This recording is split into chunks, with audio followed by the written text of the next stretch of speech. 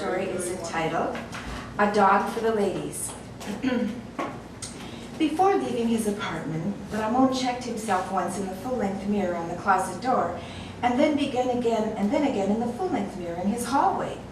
His curly black hair was gelled to perfection, and his tan a flawless orange glow. There were no stains on his tank top, and his fly was closed. Ramon was ready to find himself a girlfriend. First up was the dog pound. Ramon had not been doing too well with the ladies, and recently he wanted a little help bringing them in. After looking at cages of different breeds of beautiful dogs, Ramon decided on a skinny mutt. It was the most beautiful dog he had ever seen, and in his mind a real lady magnet. He named him Mark Anthony. Leaving the pound, Ramon felt invincible. After a short drive, greatly lengthened by Mark Anthony's constant yapping, they arrived at Melrose Avenue, the perfect place for finding hot young ladies. Getting out of the car, Ramon realized that Mark Anthony had pooped on the passenger seat of his 91 Honda Civic. He was about to give the dog a beating when he remembered that Mark Anthony was going to be his ticket to eternal love. He searched his car for a plastic bag or a newspaper, anything to get the shit out of his car. He found a 2-week-old Burger King bag that still had some French fries inside. Well, that would do. He grabbed the 2 pieces of warm, mushy shit, doing his best not to smear all over the black leather seat. He was about to throw it on the ground when 2 cute brunettes crossed the street towards him, cooing over Mark Anthony. Ramon waved them over with the shitbag hand, flashing them a huge smile. The girls got about 5 feet away from Ramon when the cuter girl made a stink face and pulled her friend in the other direction. Ramon called out to them, trying to explain that this Mark Anthony, he's a moron, but the girls weren't listening.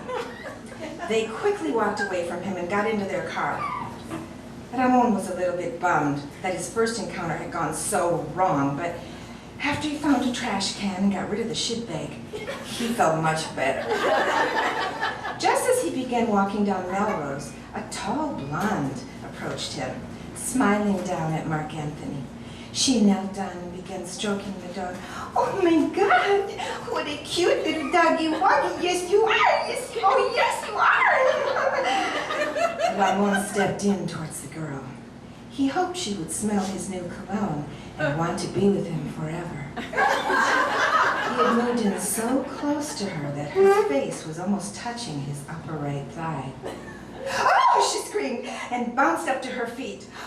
She was much taller than Ramon. He liked girls who were at least 5 inches shorter than he was. Without saying a word, Ramon grabbed Mark Anthony and spun him around and walked away from that crazy girl. Other people in the street had heard her scream, and he wanted to get away from them too. He stopped at the Starbucks on the next corner and sat at an outside table. He decided it was the perfect place to meet someone attractive and sane. Hopefully the Starbucks girls would see what a great catch he was. Ramon sat alone while cute girls came in and out the door. None of them seemed to notice Ramon or his dog. He had just begun to feel a little discouraged when a good-looking older woman came over.